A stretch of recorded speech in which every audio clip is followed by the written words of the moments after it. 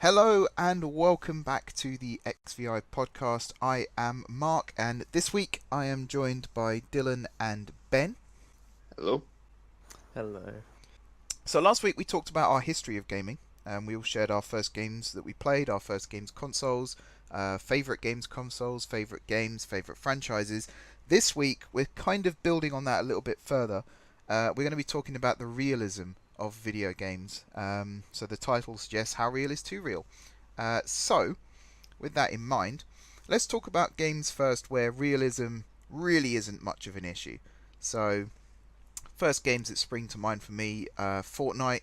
There's absolutely no realism in Fortnite.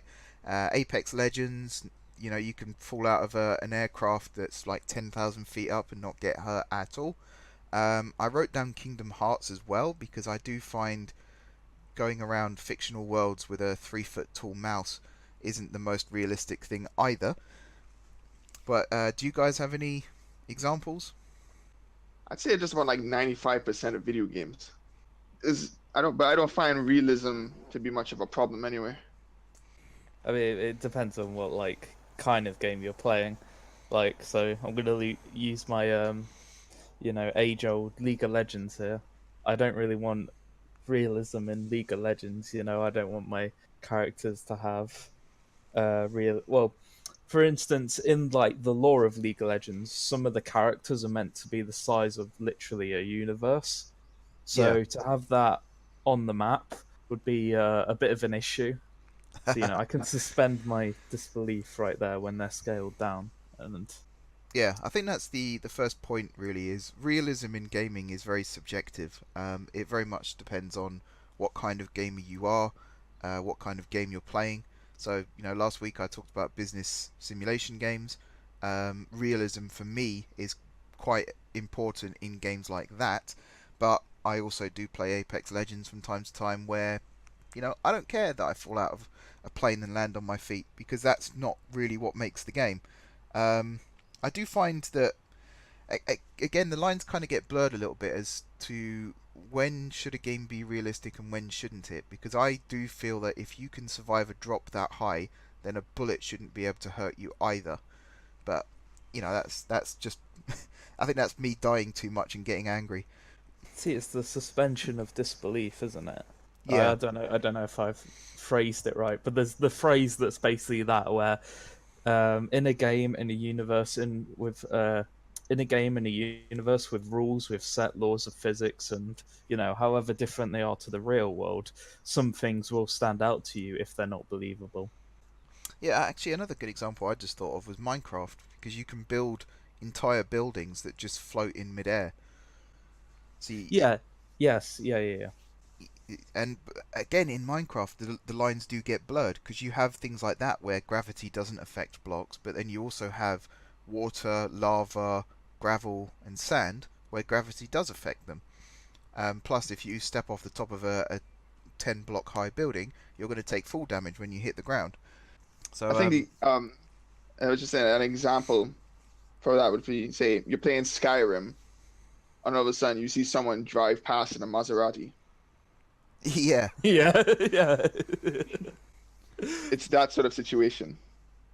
yeah, It's all no, about context. that is a good point. Actually, I think that's a good point. If you're in Skyrim and it's perfectly normal for your character to be able to kill a dragon, but if you see a guy walk past you with an AK-47, that's going to break your suspension of realism. Yes. I think that's a good example. So yeah, it's entirely based on how you view the world and how the world is presented to you. And this is why there's a lot of arguments in fan bases and stuff.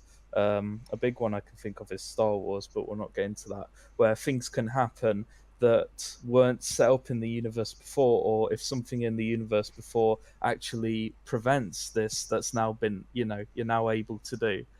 Like I say, for instance, you're able to kill a dragon in Skyrim with a sword and your voice, but seeing an AK-47 would be a bit of an issue for a lot of the fan base. That's a stretch. It is a stretch. Yeah. Also, being able to walk up a almost 90-degree cliff face with a horse. Oh, by spamming jump. Oh yeah. Or, If you said anything about spamming jump. walk, I jump. So yeah, that's kind of examples of games where realism, it can matter, it can't matter. Um, I've also come up with some examples of games where realism can make or break the game. So, for example, Battlefield 5. I know when the trailer was released, a lot of people talked about some of the character representations weren't realistic for the time. So, women weren't in the army during World War II.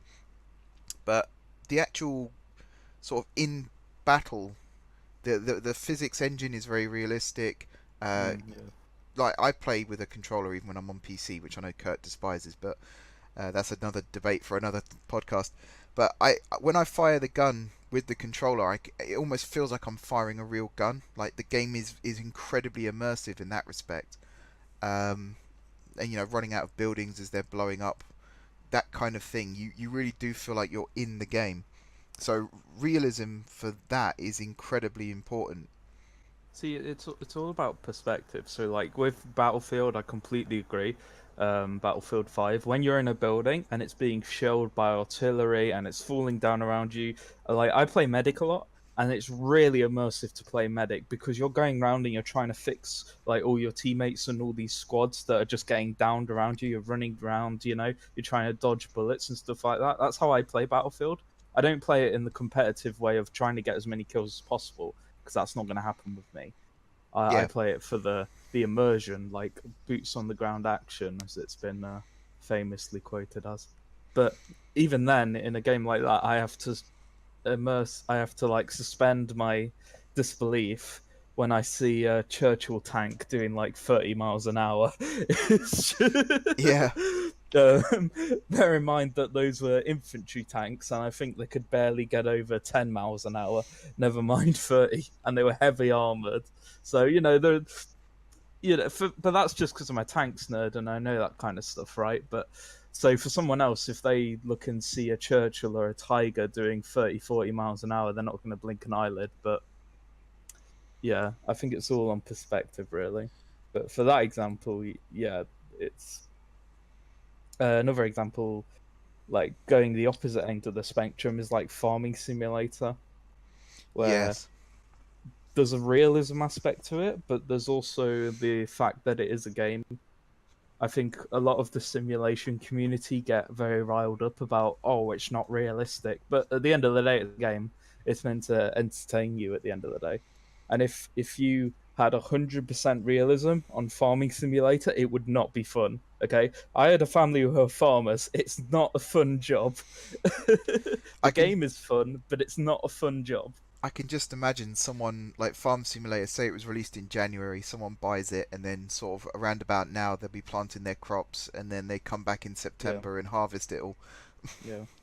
But Um, simulators is a good topic actually, because Train Sim and Train Sim World are two other examples that I put down. Again, personally, favorite games of mine.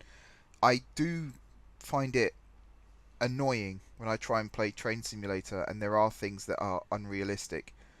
So if you, I think not so much now, but in the original Railworks that became Train Simulator, they sort of reused a lot of the internal cabs for different types of train. So you'll get into one train and it's very obvious that you're not in the cab of that locomotive, and that was mhm. something that straight away you're out of the realism. Sort of using the Maserati analogy again, it's like if you got on a bus in Bus Simulator and it had a Ferrari badge on the steering wheel, it straight away you just think, well, clearly I'm not in that vehicle. I guess it like for me. So if I'm playing an F1 game, I want that to be as realistic as possible. So I've got F1 2018, and it's fair. You do interviews and stuff. You do full practice, full qualifying. There's a lot of traffic out tonight. Yeah, Yeah, I want that experience. I want to be an F1 driver. But at the same time, I don't want it to be so full on that I'm having to sit down in a boardroom and get talked to by my engineer every time I scrape the car or something like that. Um, but I do want it to be as close to realism, but with entertainment as well. yeah, That's my view of like these kind of games, where it's realistic, like for simulation games anyway. where it's realistic to the point where it's entertaining. Yeah, I think you're spot on there actually, because I mean I used to play the F1 games. One of the things I didn't like was hour-long qualifying sessions. I do like to do like I think it's the short version, I think they call it, where you do like Oh yeah. you do 2 flying laps, an in lap and an out lap, and that's it. Well, for me, but like I watch F1, right? So Yeah. for me, I don't mind. Like I'm happy to watch a 2 hour. I don't watch the practice sessions, but I do watch qualifying. I'm happy to watch a 2 hour qualifying session But because it's just normal to me, right? So, I like watching F1 as well. I was watching the race this afternoon, in fact. don't spoil it. I haven't been able to watch it. I won't say who won, but I can easily sit down and watch a 2 hour F1 race. But to actually play it, I guess it's like me on FIFA as well. I can go to Stevenage and watch a 90-minute match, no problem. But if I'm playing FIFA, I want to do play it. 5-minute halves, get the game done, go on to the next one. And it was kind of that with F1 as well. Like I wanted to sit behind the wheel, and as soon as behind the wheel, I wanted to go back to the sort of customizing the car ready for the next race kind of thing. See, like for the example for the trains and stuff like that, I can imagine it would. Well, to be fair, in F1, if one of the tracks was not the same as its real life counterpart, I'd probably be pretty annoyed. Yeah, So I can say it like if you're on a piece of track and you've been on that track in real life, if it's not similar, or if like the train isn't similar, if it doesn't sound the same, I can imagine that being an annoying aspect yeah, as well. Do you find that? I do, because one of the routes on Train Simulator is the East Coast Main Line, which runs right through the middle of where I live. And I've played that route a few times, and I do get a little bit annoyed when I get to a bit where I think, oh, there's a bridge here in real life, and then it's just a big open field in the game. Yeah. Like, I'm kind of one of those nerds that gets annoyed when it's not exactly how I perceive it to be. But at the same time, I almost don't care as well, because there are other things about the game that make up for it. Do you play many simulation games, Dylan? Oh, I think you already know the answer to that. I'm gonna guess no. But I would say, like, if I did, I still wouldn't be satisfied because of the level. Because there's a midpoint between a realistic simulator and one that just kind of holds your hand, because if it was actually real, you wouldn't enjoy it. Yeah. Like, say, racing games. If there was with legit racing games, if they used real physics applied to it, you can't just floor your way down the track without like tumbling over because of the momentum is carrying you on when you're trying to make a turn. Yeah. See, I don't want to plug like Codemasters here, but I think the F1 games are pretty solid for what they are. Particularly 2018. Like I've enjoyed it more than any of them. Yeah. Yeah, I'm not going to go into it actually, because I'll just have this big thing about how I love the new Formula One game. I just found hope it funny because the one, I think it was 2017 was the last one I played, and I streamed it a couple of times. Oh yeah, that was special. I kind of felt like not only had they got the game physics right, but they also got the drivers' personalities in there as well. Like Grosjean was always crashing. Vettel was always at the top. Alonso would do the overtaking moves like he does, or did, I should say, in real life. Yeah, not anymore, unfortunately. He's retired. For those of you that don't know, he's retired. He's not dead. Yeah, he's not dead. He's not dead. But even that just added to the experience, because I felt like I was actually racing them rather than just computer versions of them. See, I haven't quite found that so far in 2018. Like, if I'm behind Hulkenberg or Magnussen, I'm like, right, these guys are aggressive, I don't want to be overtaking them on a tight corner because they'll just rush me off. Yeah. Or if I'm not scared of Hamilton or Vettel or, it was last year, so Kimi Räikkönen or anything like that, or Bottas. I'm not scared of them, and I feel like I should be. It's like I can take a Williams, who are on, bottom row for pretty much the past 2 years, and still compete with them. Or like compete with the mid pack, and I shouldn't be able to do that. So, there's still places to go there, but the general idea is is that I just hope they keep improving the games, because they focus more on the career aspect, like I say, where you do interviews and stuff like that, and the various part with the contract negotiations. There's a research tree now, so you actually properly research your bits and parts for your car rather than how it used to be. That's So. cool. All right, guys, can we like move Yeah, away from the whole sorry. racing thing? Yes. So that's a very good example of a game that, you know, it relies on realism in order to make the experience more enjoyable. I do want to quickly mention some games that should be realistic in my opinion, but have some aspects that kind of take you out of the immersion. So again, banging the drum for GTA, but Grand Theft Auto Online.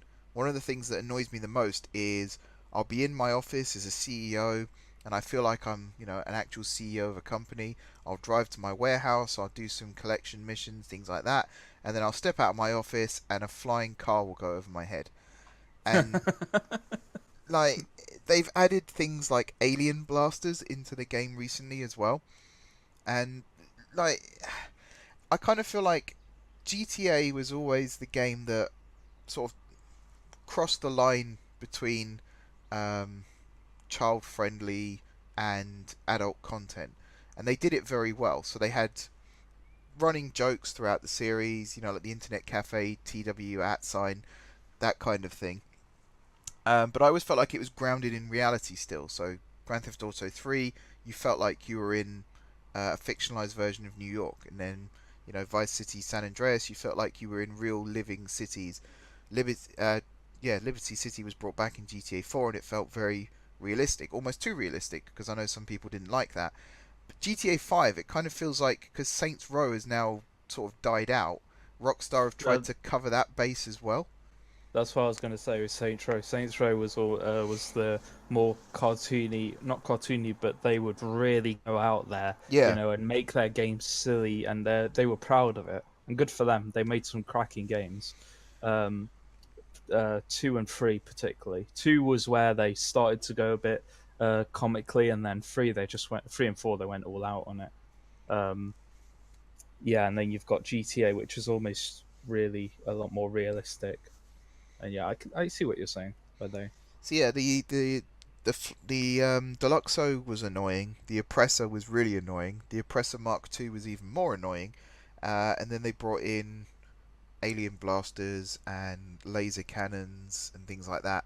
And even like the Doomsday heist, it was fun to do as missions. But then you also have to remember that this is a game that's supposedly set in a real city in a real part of the world, and I'm currently in an armored vehicle invading a nuclear bunker in the middle of a mountain to stop someone from firing nukes that's going to destroy the world. Like, at what point did I cross the line into this fictional, weird, obscure Bond film? I think at that point the immersion started to fade a little bit. But that's one example. Another example is drones driving upstairs in Rainbow Six Siege. Considering the drones are half the size of your average step, I find that to be incredibly unrealistic, which kind of ruins the immersion for me there as well. and they can jump. Yeah, the jumping I can kind of get on board with, because all you need is like a little air cannon, because if the drone only weighs like 20-30 grams, a little air cannon that produces 50 grams of thrust and it will like jump off the ground. So that I can kind of buy into. I get why drones need to be able to drive upstairs in maps with multiple floors, but at the same time, it does still bug me that that's possible. And the other example I had was a game that I've never actually played, but PlayerUnknown's Battlegrounds, and the frying pan being a very overpowered weapon in that game. Not only that, if you store it, it goes on like your gluteus maximus region, and if like someone shoots you there, it doesn't like it'll ping off the damage. Yeah, you can almost wear it as Like armor. yeah, it's like armor for your buttocks. So Yeah, there's not the counter argument that makes it just a little bit more realistic. I don't think a frying pan's gonna stop like a 50 caliber bullet, you know. Unless it was a stainless steel Stainless frying pan. steel. Yeah. I mean, if it only stopped like sidearm bullets, but still let assault rifle bullets through, I could kind of buy into that and say good work. But it kind of feels like someone's put the wrong number into a box somewhere. Like you end up with this That's true. really overpowered weapon. Because when you use it as a weapon, you can pretty much down someone in one hit. And then when you've got it stored, you can stop any bullet from hitting you from behind. I mean, if you were strong enough, you could, you know, kill someone with a frying pan one hit. True. Not really on their body probably, but you know, a good around the head, it might do the trick. Not that I'm Yeah. you know, Yeah. endorsing killing someone with a frying pan or killing someone at all, but you know, good whack hard enough that might do it.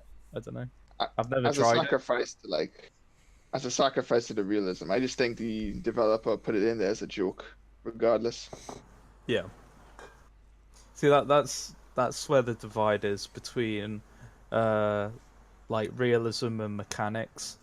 So like realism is, you know, obvious, like how close to reality, and then mechanics of like the actual game mechanics, like in Skyrim for instance, how you can spam jump to get up any mountain. You know, that's just part of the mechanics. Yeah.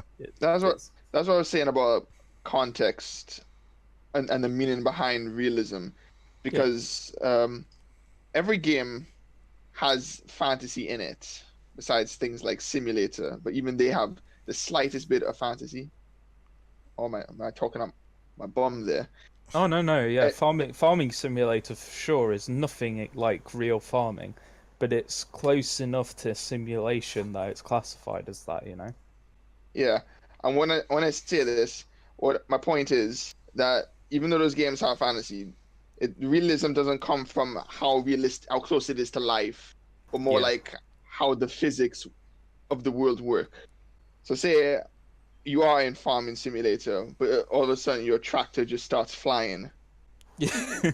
That does break the realism of like what you're supposed to do, what's supposed to happen. Actually, one of the things with Farming Simulator is you can roll over your vehicles. So if you're in a tractor and you drive off the side of a hill, you can land on your roof. And the easiest way of getting it back onto its wheels is to ram it hard with another vehicle. And at no point during any of that do either vehicle take damage. So that's Exactly. No, because it'd be a pest, you know. It'd be an annoying mechanic to the person, right? Where they have to go and get oh, I nearly swore that. Where they have to go and get a forklift, you know, to right there.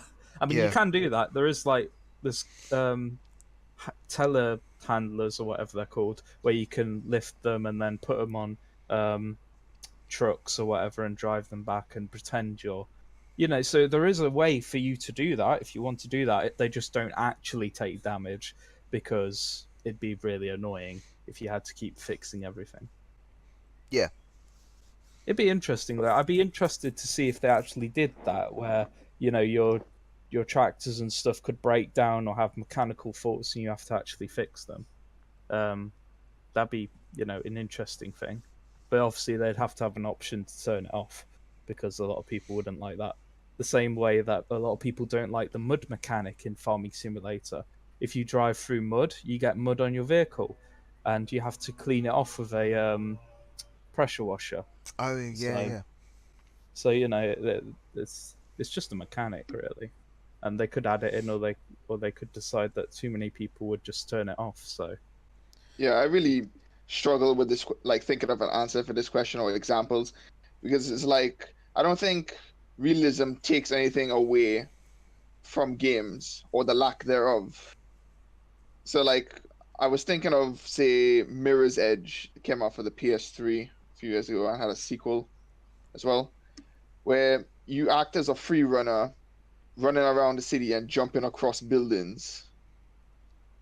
And jumping across buildings at the heights and falling from that height, even though the character enabled you to roll for the landing, that would still cause some severe bruising, I would imagine. it's the same Or at least a for fractured bone. It's the same for Assassin's Creed games where you can literally be at like 100 foot in the air, jump down into a haystack, and you're absolutely fine. Yeah, but it's So like it didn't take anything away from the game. It didn't ruin my experience. no. I think actually with Mirror's Edge, if you watch real life free running videos, that's what they base the game on, because there are people out there who do genuinely jump from those heights. They do have to roll out at the end for momentum's I sake. know roll out, but not from the heights you jump in Mirror's Edge. Yeah, because in Mirror's Edge, if you fall from too great a height, you either take damage or you die. So same as in real life, if you fall from too great a height, I mean, take damage is not the right word. You get seriously injured. Yeah, I took some damage, but I'll be fine. I lost the whole health bar yesterday. Yeah, Assassin's Creed though is a bit ridiculous, because I've also seen videos where you fall off the top of a building and you quickly press B, so you've fallen about 50 foot, and with one hand you grab hold of a ledge, and it stops your fall. Yeah. That wouldn't go down very well in real life. See, there's No. but like with the Assassin's Creed games, there's the suspension of disbelief again, because for the majority of the time you're playing through someone else's head. Yeah, So, and they're playing not the actual history, but like a simulation of the history. exactly. So the animus doesn't play out. I know it's presented as the way as it's playing out the memories, but it's not. It's playing out like the simulation of the memory through the person's DNA. Yeah. So it's the suspension of disbelief there as well. But yes, I will admit it's pretty stupid where you could jump off and like flying and the momentum, and then you just grab onto the ledge. It's like the old Superman thing where Lois Lane is falling. He like dives below her, catches her, and in reality the momentum should have broken all her bones when he caught her, but it didn't, because it's a movie. So it's just got to entertain people. Exactly. At the same time, Yeah, it's a game. It's there to entertain. What can you do? Yeah. Because in Assassin's Creed and both, even like the Uncharted series, you're playing as these characters that have more upper body strength than all the Ninja Warrior winners combined. Yeah. And no fatigue either. I always like to think of it as in the Assassin's Creed games, you're playing as a legend. You're always playing as a legend, like Altair, Ezio, not so much Arno or the brothers, but like the general point stands. You're playing as Altair or Ezio, and you're a legend. So when people actually retell your story, it's gonna be a bit, So that's how I can suspend my. This was a really long point, but that's how I can suspend my disbelief in the Assassin's Creed games, because to me they were like legends, and I'm being told the story of them. So naturally, the story's going to be a bit muddled from what actually happened. Yeah, again, I'd say it's a fair point.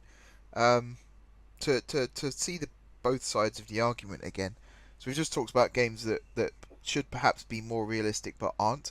So let's mention some games that are perhaps a little too realistic at times. So I know Sakif doesn't like Firestorm, where every time you have to pick up a gun and ammo, you have to then actually load the gun before you can fire it.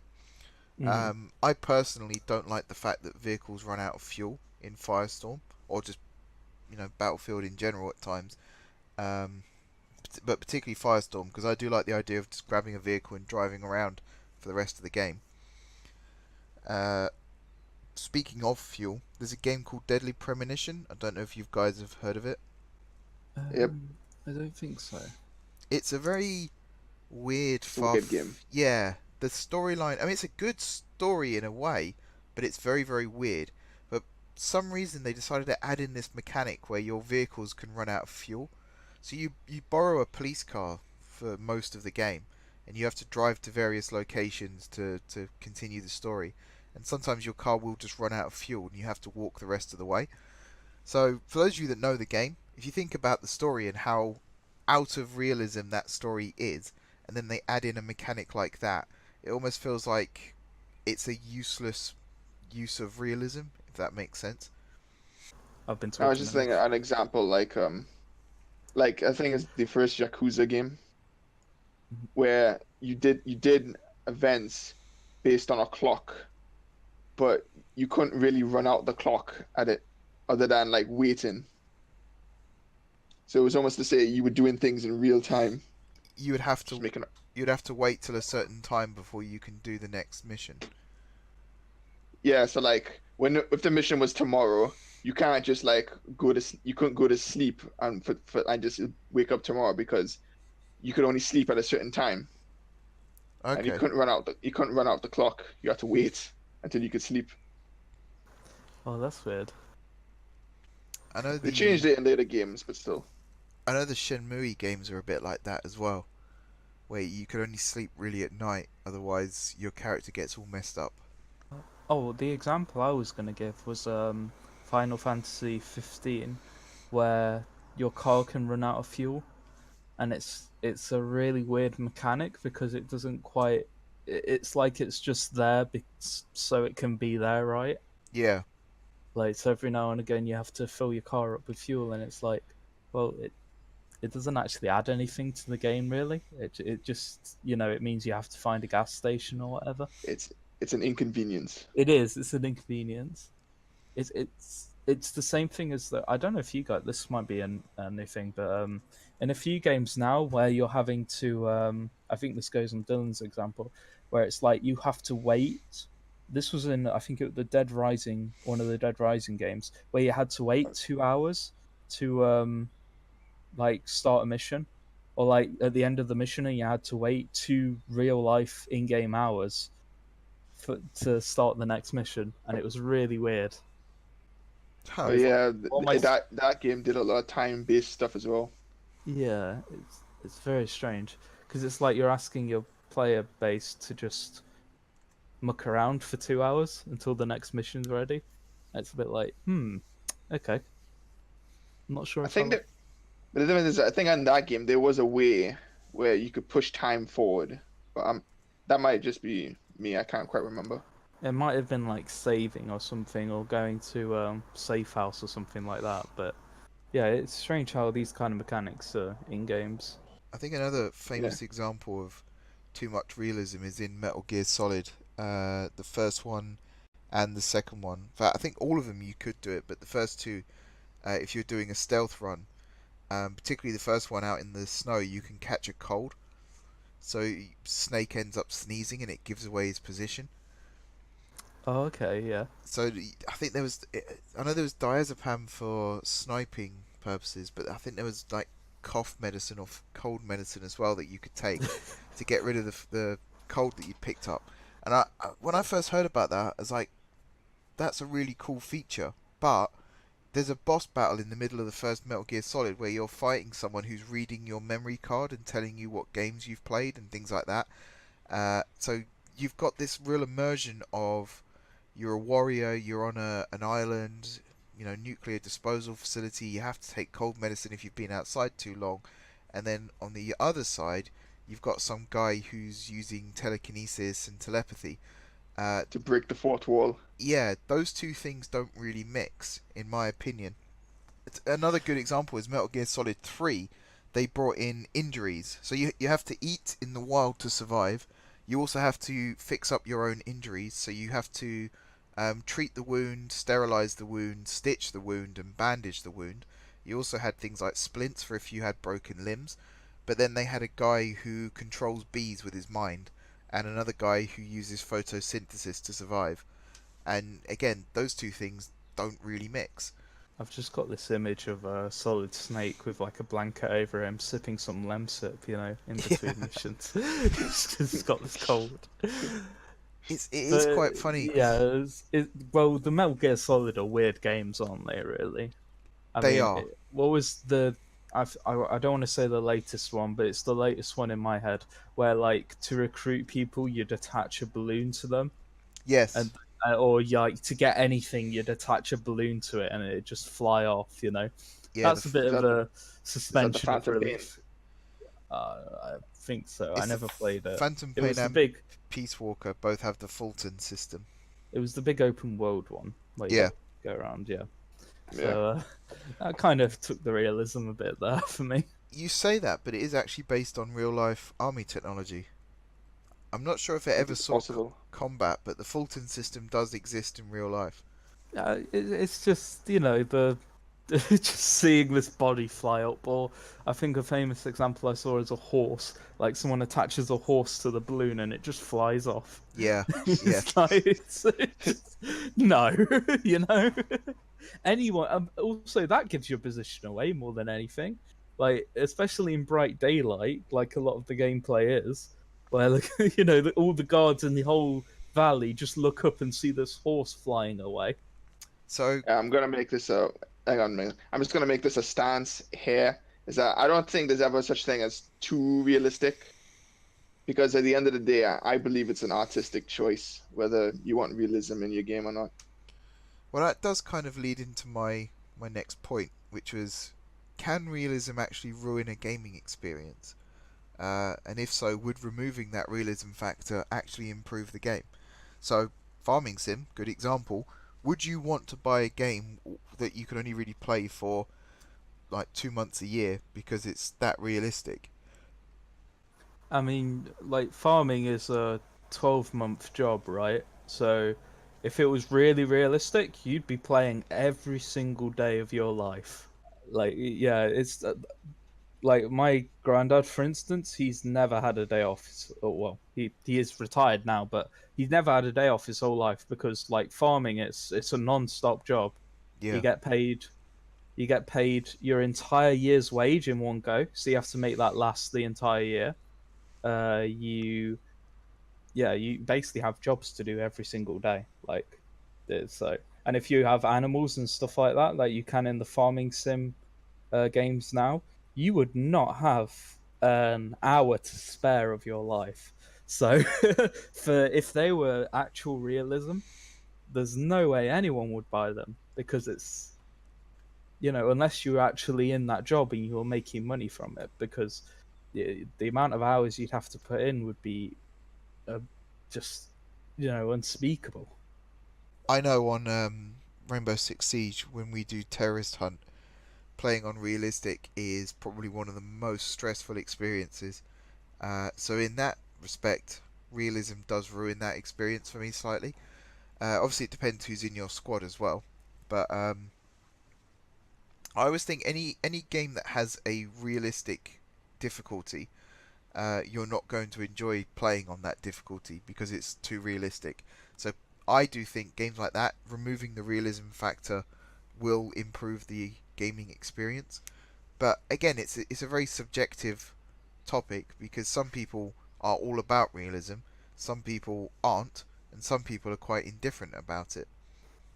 I think if you give the option to have like full, like trains are probably the easiest example, where if you have a full realism mode where you have to do everything that a cab driver does, or a train, I don't know the technical term, a train driver, but you know, if you I'm sure there's a market for people who want as realistic as possible, but at the same time the general market of people don't want that. You know, they want a taste of the realism, but they still want to enjoy what they're doing and enjoy the experience.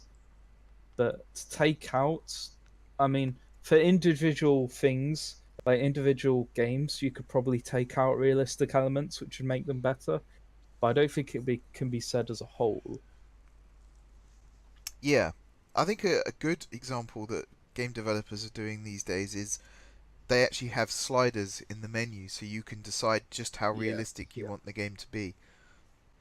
See, it's all about choice, Yeah, and that's what like consumers and players love the most. They love choice. They love to be able to choose how realistic they want and what difficulty they want and that kind of thing.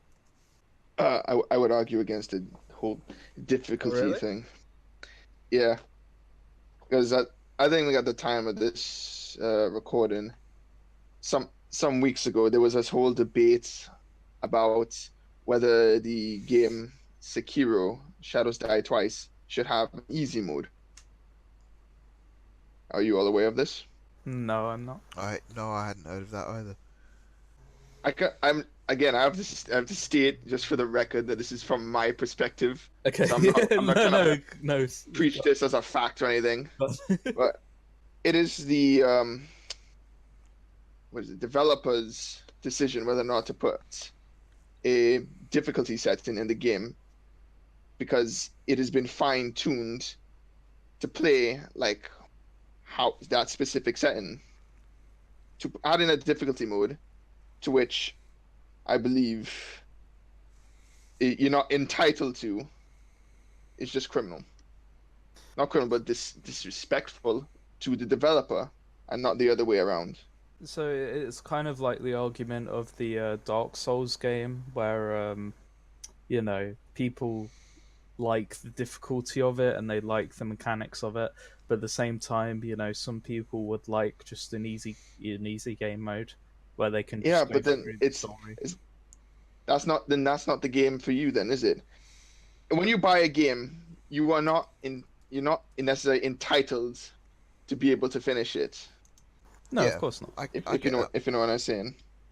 I mean, I haven't, like I say, I haven't played that game. I know of it, but I don't think I'd buy it. I tend to play games on easy mode.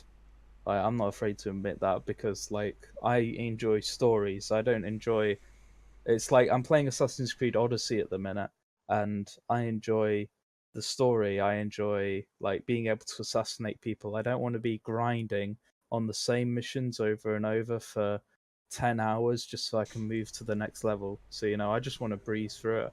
But if that's not how the game's intended to be, like I'm guessing Sekiro isn't, excuse my pronunciation there, then I guess that's the developer's choice, and players shouldn't be entitled to the fact that they should get an easy mode when the game isn't supposed to have one. I guess is the best way of putting it. I think that's a cultural thing as well, because I know that in the West there's a lot of games where our hard mode in Japan is actually our easy mode. Our easy mode is it's their it'd be the their other way easy around, mode is yeah. our hard mode. God, why did that take so long for me to get my head around that? I don't know. Our hard mode is their easy mode.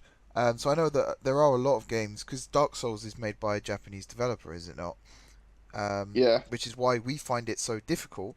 But to people that live in Japan, it's relatively more straightforward for them to actually complete.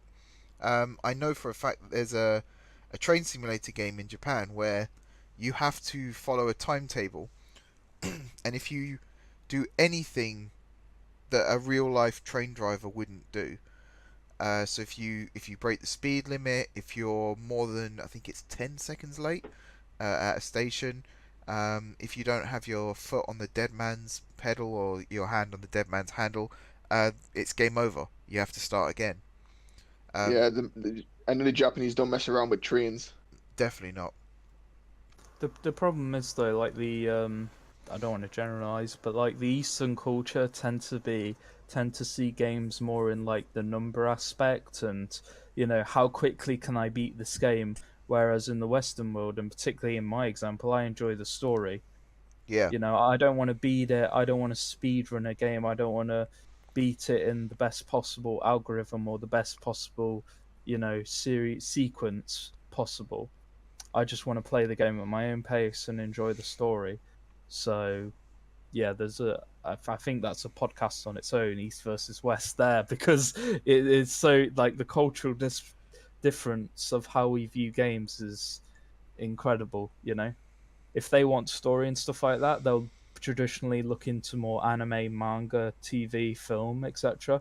Whereas gaming is a lot more sequential, and they're a lot more about actually beating games and finding the best way to beat a game.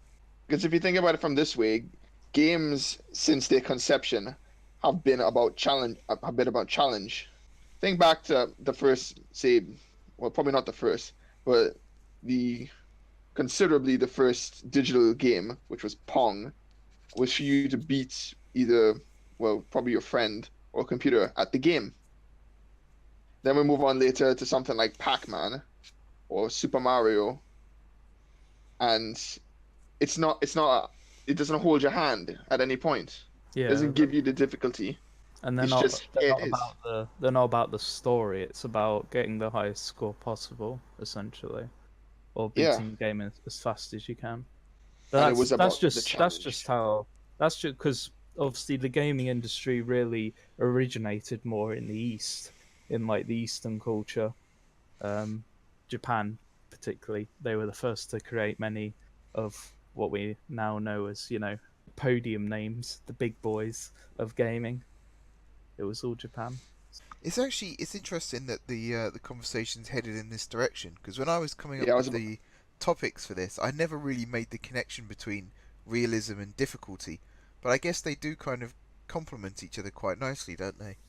well, yeah, Yeah, they do. Yeah, Because I mean, I was thinking of because things like your vehicle running out of fuel, but that does add an element of difficulty to the game, because then you have to plan your journeys more carefully. I think you'll find reality is often difficult. Yes, just a bit. So the next point really, I think we've kind of covered it, but I'll bring it up anyway. Is realism now becoming a more necessary part of gaming? So are we now at a point where realism and immersion go hand in hand? Because I know that you can play games like Minecraft and you can get lost in a world that obviously is not based on a realistic environment. But more frequently now, the term realism is used a lot in video game advertising. So, you know, you watch E3 presentations and they talk about a immersive, realistic environment. Um, do you think that's Yeah, something that's becoming more of a market trend, or is it like a temporary fad, or is it just something that, you know, once you start thinking about it, you spot more examples, whereas really it's the same as it's always been? I see those more as just like buzzwords that they use to advertise what they're making. Well, to describe what they're trying to go for. Because when you say things like realism, immersion, I try to think of how those things connect to a good and fun game. I think about say Breath of the Wild, The Legend of Zelda, Yeah. and there's this scene there where the Minecraft guy Steve is fighting this giant Shrek while Thomas the Tank Engine runs to his aid over the hill. Is, Of course, that ruins my immersion of the game, is that in the game? but it's not in the game. It's like it's a mod. It's Oh, mods. right. I was gonna And say. I'm saying is like that doesn't mean it's not fun to see it happen. I mean, it's kind of like playing a Metro, like the new Metro game, and modding it so your train looks like Thomas the Tank Engine. I know there's a mod for Fallout New Vegas where all the death claws and in the mining town are Thomas the Tank Engine. Instead of roaring, they have his whistle sound. It's amazing. Exactly. So the point there is like the lack of a realism doesn't it may affect immersion, but not necessarily in a bad way. Yeah. Otherwise, we won't have mods to begin with. I mean, I would argue that mods like that are like not trolling. That's not the right word, but like they're for people who have played the game all the way through using realism and immersion, and are now just looking for reasons to continue playing the game. Yeah, add a bit more spice to it. Yeah. See, to go back to the original point, I don't think it's a fad particularly, but like at the end of the day, if you go to E3 and you show your audience a game where the plant life, the fauna, the flora, the animals are photorealistic, and that's a buzzword if ever I've heard one. Photorealistic, where they look exactly like their real counterparts. You know, Yeah. that's always going to sell games because people love that kind of thing. And I don't think that's a fad because that's something that's been building for years now. How realistic can we make our games look? How close to reality? I find it hard to like break the wall when you're in like a fantasy world and they're like the most realistic we've been able to get. It's like, well, it's fantasy, it's not real anyway. But if it looks really good and it looks as if, you know, it's real and it could be in the real world, then it sells at the end of the day. I think So mentioning photorealistic animals is a good one. I just remember the announcement trailer for Call of Duty Ghosts, where they spent about oh, the dog. half of that video they spent showing how realistic Riley the dog looked, and I mean it was a realistic dog. It looked like a dog, but then you actually play the game and suddenly you're controlling the dog, and the realism's gone. See, I can give an example here of Jurassic World Evolution, where if you watch the films, you see the dinosaurs. You look at the game, you see the dinosaurs. They're exactly the same, and my God, do they look and sound amazing! But then you actually play the game, you find out it's as deep as a puddle, and it's like, oh, well, Yeah. looks like I paid to look at them. Yeah, So, which is fine. I think I wanted to say it last time about the whole Jurassic World thing. Is like we should be. No one is yet to make a say a first person Jurassic Park horror game. That's something that people would want. That's an interesting concept. It could be like the Alien. Is it Alien Isolation? Yeah. The one that Kurt was playing before, where you're like roaming and but it could be velociraptors. I know. There's like there's a current development on a whole map of the Jurassic Park world. Yes, Yeah. it looks so good as well. It looks exactly like the films. And it's so detailed. Yeah. See that's a point there where you look at where you can, because there's another one. There's a game made around the Titanic, and it's made from the ship plan. It's made from people's accounts and all this kind of thing, and photos and footage of the Titanic. And they've rendered it so you can go to every single part of the Titanic. They're still making the game, but I've played what they've got so far, and it's amazing. Like I feel like I can actually walk around and have a look at the Titanic. So yeah, it's really I think realism is necessary, but again, there's a perspective on it, and it's the perspective of what the player wants and what the developer wants from the game. Yeah, definitely. Definitely. I think it just has its own market at the moment. If realism doesn't necessarily affect, say, a Nintendo game or anything like that. But yeah, realism is never going to affect a Mario game, for instance. Yeah. I think personally for me, if a game is obviously, I keep going to say the word fantasy, but not fantasy, just not realistic. surreal. Yeah, surreal. That's the word. So things like Mario, Zelda, Smash Bros, games like that, they're obviously not designed to be ultra realistic video games. So you can do weird things like Mario Odyssey. You have a hat that possesses things, and people just go, "Yep, that sounds like something you'd see in Mario." But then you have games like Train Simulator where things have to be accurate and things have to be detailed. And I think my problem with gaming is too often now people do try and create a middle ground, and I don't think there really is one. I think you either are real or surreal. There's no like semi-real. It doesn't really make sense. So games like Metal Gear Solid, they're very surreal in terms of their story, but then they try to be almost too real in terms of their gameplay, and I do feel like one kind of ruins the other. You can say the same with like GTA 5, where they go for this kind of real world building aspect, and then they introduce elements which are completely whack.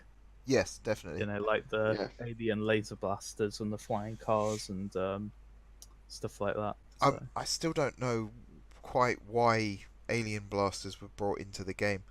I also find alien blasters in Fallout to be quite immersion breaking as well. Yeah, but as I go back to my point, I think it's just about context. Yeah. Like, does it make sense in this context to have realism and surrealism? Yeah, that's kind of the direction I was going in. Was like Metal Gear Solid, everyone goes on about what a genius Kojima is for creating this world, but then they also talk about, isn't he a genius because he adds, medicine into the game that your character has to take if he has a cold. Some of the Like a lot of the dialogue in the game as well is built around this realistic interpretation of being a soldier. War isn't everything. Love doesn't form on the battlefield, stuff like that. But then you do also have some guy in a gas mask who can read your mind. You also have a guy that's permanently on fire. You have a guy that has no skin on his face. There's a whole team of people that have these supernatural abilities, and it does get to the point where the context is kind of lost. Is this supposed to be realistic or isn't it? So I do think there is a very fine line between the two. Imagine there being a game where every decision you made was bad, but you would have like a lesser of two evils. That'd be another interesting concept, actually. Maybe we, as game developers, can explore that a bit further. But I think we've had a good discussion on realism. It's important to note really that there's no right or wrong answer to this. It's all to do with people's opinions. But I thought it's purely subjective. Yeah, I just thought it would be a good, interesting topic to bring up, because we are at a stage in gaming now where realism is becoming more and more prominent. So I thought it'd be good to touch on whether that's actually seen as a good thing or a bad thing, or something that's neither good nor bad. I think we've kind of come to the conclusion that it's the latter, really. As with every topic, it just ends on "it depends." Yeah. Yeah. Can we not make our stance? I'm gonna make my stance and say I'm happy with both realism and surrealism in the same game. I know your stance. I'm not so sure about Ben. Actually, yeah, I think we should. Sorry, Mark, we're kind of hot-roading the host's job here, but Yeah, we're not letting you end it. We're not letting you end it, but yeah, to end it, should we say like what we prefer? If we prefer realistic or more fantasy kind of games? Yeah, we can do. So Dylan prefers both. Yeah, I like a bit of a mix. Ben? Yeah, I'm the same. I like a mix. If I'm playing an F1 game, I want it to be as realistic as possible while being entertaining. If I'm playing a fantasy game, I don't want to die from falling off a tall building. For me, it's again a bit of both. I'm not a big fan of both in the same game, but I like games that are realistic, and I like games that are not realistic. So I think it sounds very much like we're all sitting on the fence here, but what else can you do? It is true. Like Dylan said the whole way through, it is all about context. Because there are games where it would just be incredibly boring if they were realistic, but there's also games that are incredibly frustrating because they're not very realistic. At the end of the day, if Battlefield 5 was totally realistic, you'd start the game, you get shot straight away, and that's it. You can't play the game again. There's no respawn button. There was a game that did that, I think. It was called You Can Only Die Once. Or maybe it was One Life, or something like that. Yeah, I mean, that's a really interesting concept for a video game. We can do that for Steam, just release a game where you, like a puzzle game or something, if you die, that's it, you never get to play it again. It deletes itself. Sell it for 60 quid, yeah. It deletes from your Steam games library when you die. That'd be amazing. Oh, the ultimate troll. And with that, guys, we're going to end it here. So thank you very much for watching, everybody. Feel free to leave some comments down below with your opinions on realism in video games. We're always interested in hearing what other people have to say. My thanks to my guests tonight, to Ben and to Dylan. Thank you. Thank you for having me back. No problem. You're always welcome back. This is your company, after all. You are my boss. You're not supposed to say that out loud. And I'm just here all week. Yep. It doesn't go anywhere. Just sits in the Discord. We are at the stage at the moment. Us three have been on every single podcast so far.